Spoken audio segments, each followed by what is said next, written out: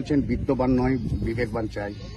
আবার সৌগত রায় উনি মঞ্চ থেকে দাঁড়িয়ে বলছেন সমাজ বিরোধীরা শুধরে যাও, নাহলে কঠোর ব্যবস্থা নেওয়া হবে। কিন্তু দেখা যাচ্ছে জেলায় জেলায় তৃণমূল নেতাদের দাদাগিরি বেড়েই চলেছে। কালনাতেও কালকে এই ঘটনা ঘটেছে। কালনাতে দেখা যাচ্ছে তৃণমূল নেতা দল বল নিয়ে একটা বাড়িতে তাণ্ডব চালিয়েছে, মহিলারাও বাদ যায়নি তাদের হাত থেকে। দেখুন, মুখ্যমন্ত্রী 21শে জুলাইয়ের মঞ্চ থেকে বলেন যে আমি তৃণমূলকেও ছেড়ে কথা বলবো না, কেউ যদি দুর্নীতি করে, কেউ যদি এই ধরনের কাজ করে। এগুলো সমস্ত আইবস, আমরা বুঝি মমতা ব্যানার্জি, আপনাকে এগুলো বলতে হয়। কারণ দেখুন, আজকে এই যে বলছেন আপনি দমদমের সাংসদ সৌগত রায়, তিনি বলছেন অ্যান্টি সোশ্যাল যারা তারা শুধরে যাও।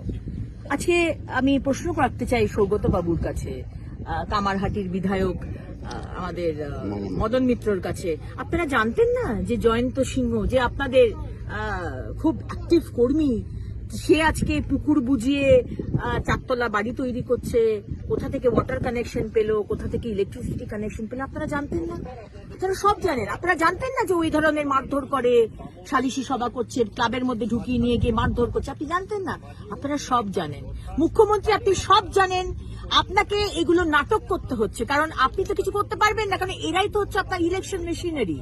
2026-এ বা এই পঞ্চায়েত ভোট, এই সবগুলোতে তো এরাই, এই ধরনের মানুষগুলো আপনার দলের হয়ে ভোট করায়।